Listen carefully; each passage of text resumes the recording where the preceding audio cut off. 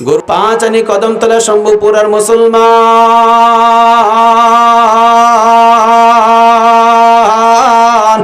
তোমরা একটু দিলের কান দিয়া মনের ভিতরে একটু মায়ার ভাব নিয়ে শুনিয়া দেখো, আমার তোমার রহমত নবী আমার আর তোমাকে কতটুকু মহাব্বত করে নবীজি জানোনি। একদিন জিবরিল আমিন নবীজির কাছে আসলেন একটু অস্থির পেরেশান অবস্থায়। নবীজিকে সালাম বিনিময় করিয়া জিবরিল বলে, ওগো আল্লাহর হাবিব,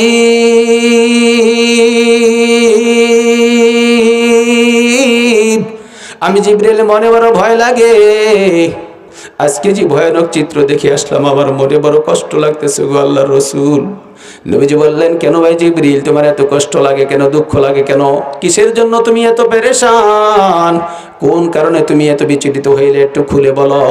জিবরিল আমিন বলেন, নবীজি গো, আল্লাহ পাক আমাকে তার জাহান্নামটা দেখাইলেন। আমি জাহান্নামের চিত্র দেখে মনে হইল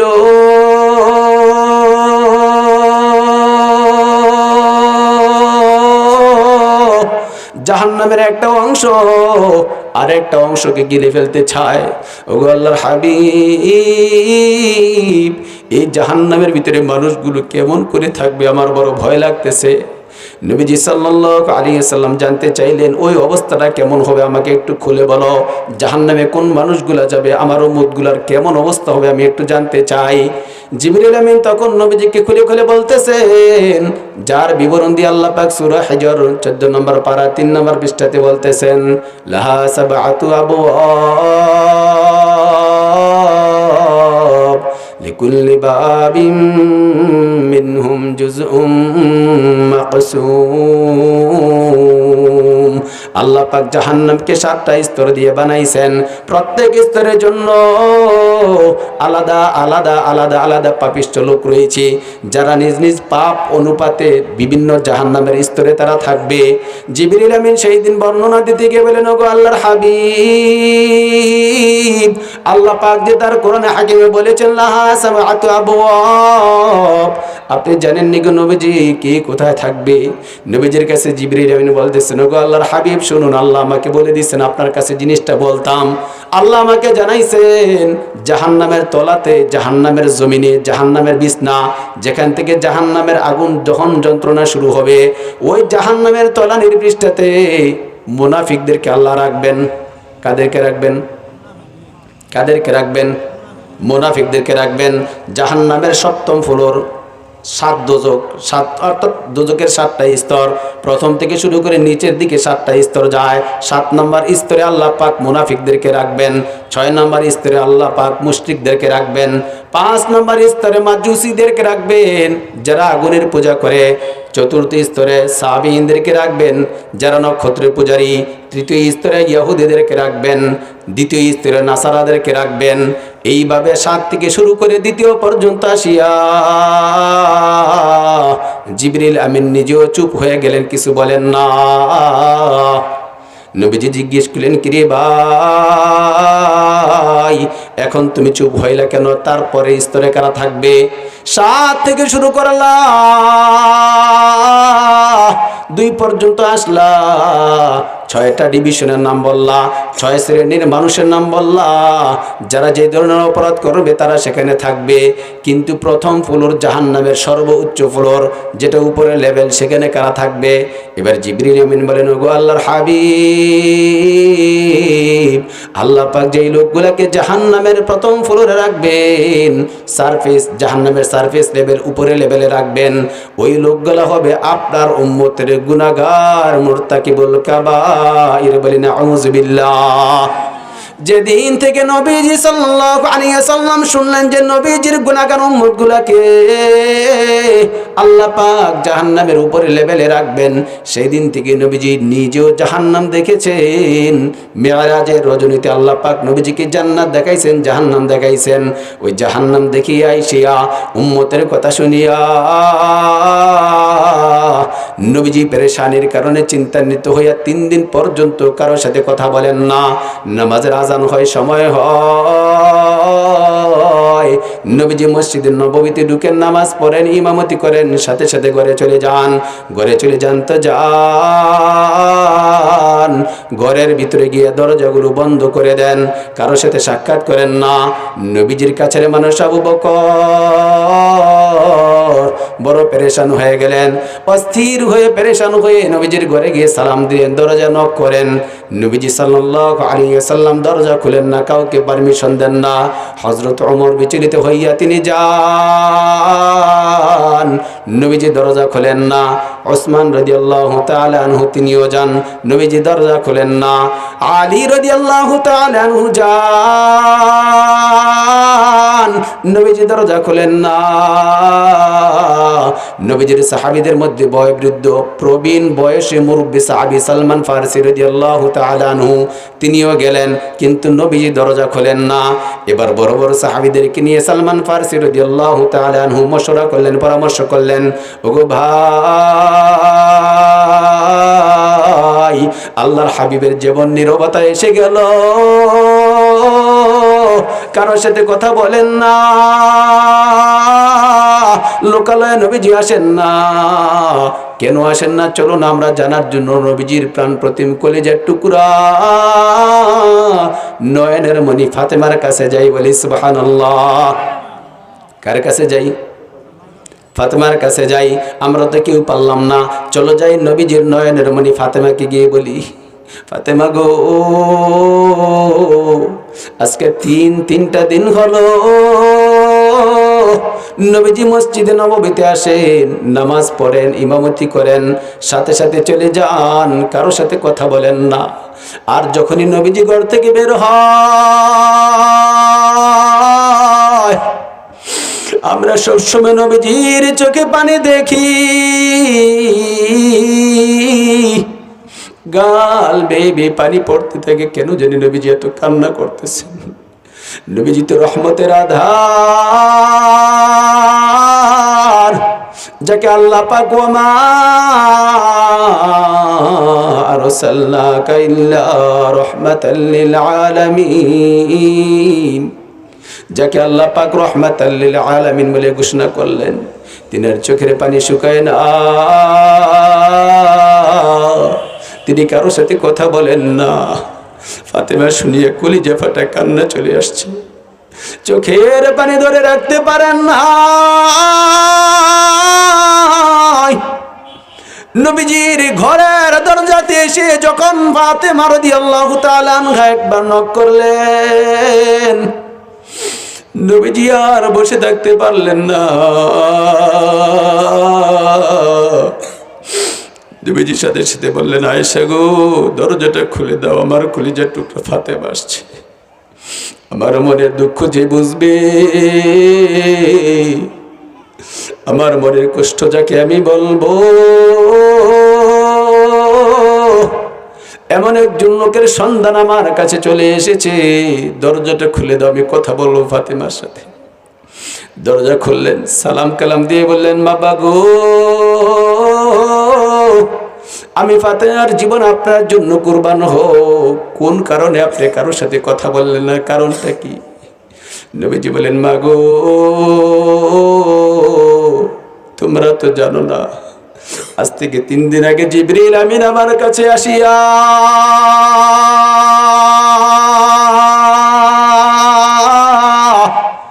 অজর নয়নে কান্না করিয়া জাহান্নামের যে ভয়ঙ্কর চিত্রের কথা বলেছে জানি। আমার আল্লাহ কোরআনে কারিমে বলেন, লা ইয়াযুকুনা ফিহা বারদান ওয়ালা শারাবা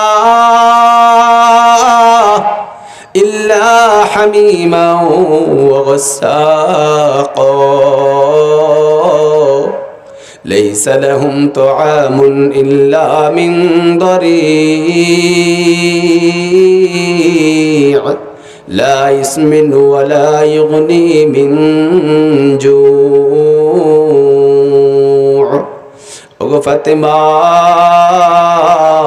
আল্লাহ পাক তার পবিত্র কালামে বলেছেন, জাহান্নামে যদি কোনো মানুষ চলে যায়, জাহান্নামের দহন যন্ত্রণা একদিকে শাস্তি, আরেকদিকে তার প্রচন্ড খিদা পাইবে। খিদার তাড়নায় মানুষটা কান্না করিয়া বলবে আল্লাহ,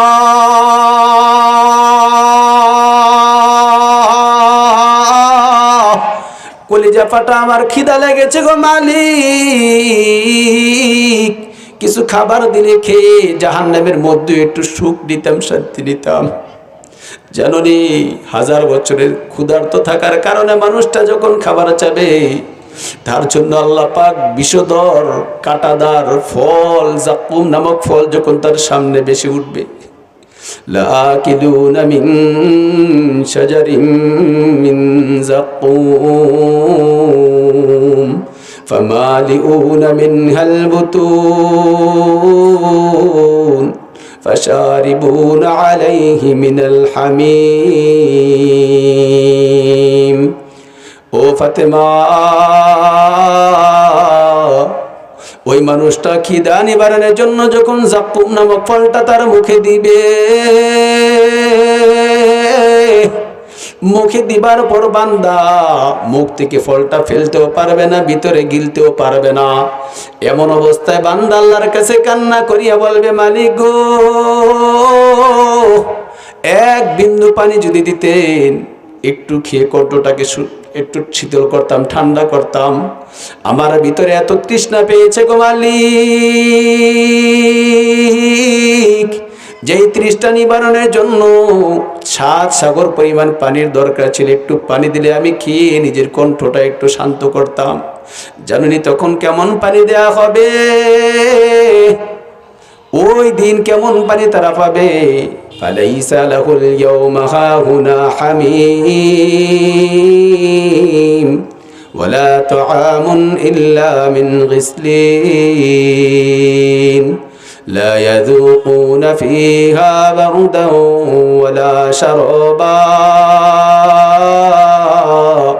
إلا حميما وغساقا نعوذ بالله।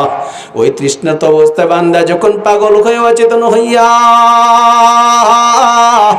পানি পানি ভরিয়া কান্না করবে, তখন জাহান্নামের রক্ষী ফেরেশতাগুলো তার সামনে জাহান্নামে জ্বলে পড়ে মানুষের শরীর থেকে ময়লা পুষ পানি যেগুলো গড়িয়ে গড়িয়ে পড়তেছিল।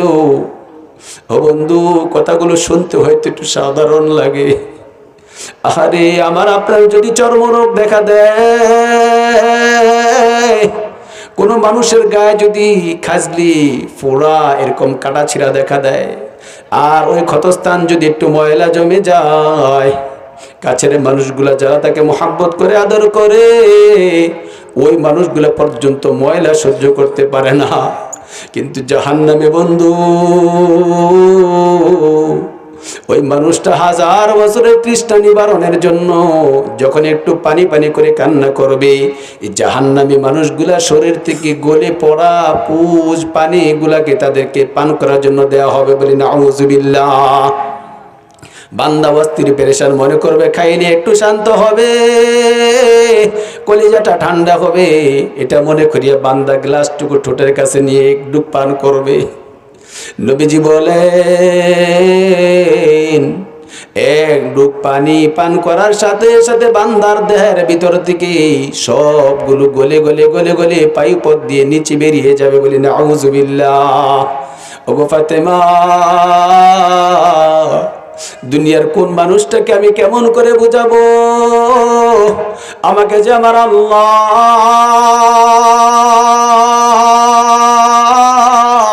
জাহান্নাম 2 নয়ন দ্বারা দেখায় দিয়েছেন, যার কারণে আমার মনের ভিতরে বড় ভয় লাগতেছে। আমার উম্মতগুলোকে এই আযাবগুলোকে কেমন করে সহ্য করবে, আমি ওই টেনশনে পেরেশানিতে কারোর সাথে কথা বলতে পারতেছি না। ওগো বন্ধু, একটু চিন্তার বিষয়, আমি আর আপনি কোন জায়গায় কোন হালাত নিয়ে চলমান। আমার আপনার জন্য কে সিকিউরিটি দিল, দায়িত্ব নিল যে আমি জান্নাত পাবো, শান্তি পাবো। অথচ নবীজিকে আল্লাহ পাক রব্বুল আলামিন বলেন, আপনার আগে এই জমিনের কোনো মানুষ জান্নাতে ঢুকতে পারবে না বলে সুবহানাল্লাহ। নবীজি নিজেই বলেন, ক্বালা রাসূলুল্লাহি সাল্লাল্লাহু আলাইহি ওয়াসাল্লাম, আনা আউয়ালু মান ইয়াকরাউ বাবাল জান্নাহ, আমি হলাম সেই প্রথম ব্যক্তি যার দ্বারা আল্লাহ পাক জান্নাতের দরজাগুলো খুলে উদ্বোধন করবেন। বলি সুবহানাল্লাহ। ওই নবীজি যদি জান্নাতের জন্য এত গ্যারান্টি পাওয়ার পর জাহান্নামের চিন্তা নিয়ে, উম্মতের ফিকির নিয়ে, জনমানবহীন শূন্য মানুষহীন ঘরের ভিতরে বসে থাকতে পারেন, চিন্তায় পেরেশানে মালিকের কাছে কান্না করেন, আমার আর তোমার কতটুকু কান্না করার দরকার, আর কয়দিনই বা কান্না করলাম, কয়দিন দুই চোখের বিন্দু থেকে এক চোখ থেকে এক বিন্দু পানি কয়দিন ফালায় দেখলাম। নবীজি সাল্লাল্লাহু আলাইহি ওয়াসাল্লাম বলেন, দুনিয়ার 7 সাগর 13 নদী নয়, এই জমিনের সমস্ত পানিগুলো যদি জাহান্নামকে শীতল করার জন্য ঢেলে দেওয়া হয়, ওই পানিগুলা পর্যন্ত কেরোসিনের মতো জ্বলতে থাকবে। বলি নাউযুবিল্লাহ। এত বিভীষিকাময় জাহান্নাম আল্লাহ বান্দাদের জন্য তৈরি করে রেখেছেন, আর আমরা সেই মানুষগুলো দুনিয়ায় এসে কি করতেছি, কেমন করে জীবন কাটাচ্ছি, কোন হালাতে আমার আপনার দিন চলে, রাত চলে, কোন হালাতে আমাদের জীবন চলতেছে, একবারও তো ফিকির করে দেখলাম না। আল্লাহ পাক রব্বুল আলামিন এই কোরআনে হাকিমের এই লাহা সাবআতু আবওয়াব, জাহান্নামের 7টি স্তর, এই 7টি স্তরের মধ্য থেকে 7 জনের নাম যখন বললেন, নবীজি সাল্লাল্লাহু আলাইহি ওয়াসাল্লাম আমাদেরকে জানিয়ে দিলেন, প্রথম স্তর থেকে নিয়ে 7 স্তর পর্যন্ত যে মানুষগুলা থাকবে প্রত্যেকের ঘোষণা দেওয়ার পর নবীজি নিজেও যিনি শোক পালন করলেন, পেরেশান হলেন, চিন্তিত হলেন, অবশেষে নবীজি আমাদের জন্য সান্ত্বনার বাণী শুনিয়ে বলেছেন, তিরমিজি শরীফের বর্ণনা, ক্বালা রাসূলুল্লাহি সাল্লাল্লাহু আলাইহি ওয়াসাল্লাম, উম্মতি হাদিহি উম্মাতুন মারহুমা লাইসা আলাইহা আযাবুন ফিল আখিরা। বলি সুবহানাল্লাহ। নবীজি সাল্লাল্লাহু আলাইহি ওয়াসাল্লাম বলেন, আমার উম্মত হলো রহমত প্রাপ্ত উম্মত। বলি সুবহানাল্লাহ। কি প্রাপ্ত উম্মত? রহমত প্রাপ্ত উম্মত। আমরা রহমতের ভাগীদার। আল্লাহ পাক আমাকে আপনাকে রহমতুল উম্মত বানাইছেন, যার জন্য নবীজি বলতেছেন, লাইসা আলাইহা আযাবুন ফিল আখিরা, আখিরাতে আমার উম্মতের আযাব হবে না। বলি সুবহানাল্লাহ। তাহলে একটু আগে যে বর্ণনা শুনলাম, এই আযাবগুলো কাদের জন্য হবে? নবীজি যেটা বলেছেন এটাও সত্য। কেমন করে সত্য শুনুন। অন্য ডিভিশনের মানুষগুলা যারা জাহান্নামে যাবে, 7টা ডিভিশনের জাহান্নাম, উপরের লেভেল থেকে জমিন পর্যন্ত, জাহান্নামের তলা পর্যন্ত 7টা ডিভিশন।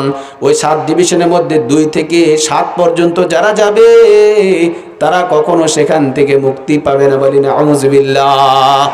কিন্তু আল্লাহ পাকের মেহেরবানি, আল্লাহর নবীর উম্মতগণের মধ্য থেকে যারা দুনিয়ায় বেনামাজির কারণে, গুনাহের কারণে যদি বান্দার অপরাধ অবস্থায় জমিন থেকে বিদায় হয়ে যায়, ওই বান্দাদেরকে আল্লাহ পাক জাহান্নাম দিবেন বটে। জাহান্নামের উপর প্রথম স্তর, জাহান্নামের প্রথম বলতে এখানে জাহান্নামকে আলী রাদিয়াল্লাহু তাআলা আনহু লাহা সাবআতু আবওয়াব এই আয়াতের ব্যাখ্যা বলেন, এই লাহা সাবআতু আবওয়াব হলো জাহান্নামের ডিভিশনগুলো উপর থেকে নিচের দিকে, উপর থেকে নিচের দিকে, উপর থেকে নিচের দিকে। আর জাহান্নামের যন্ত্রণা, পীড়া, মর্ম, দুঃখ, কষ্ট যা শুরু হবে এটা নিচ থেকে শুরু হবে।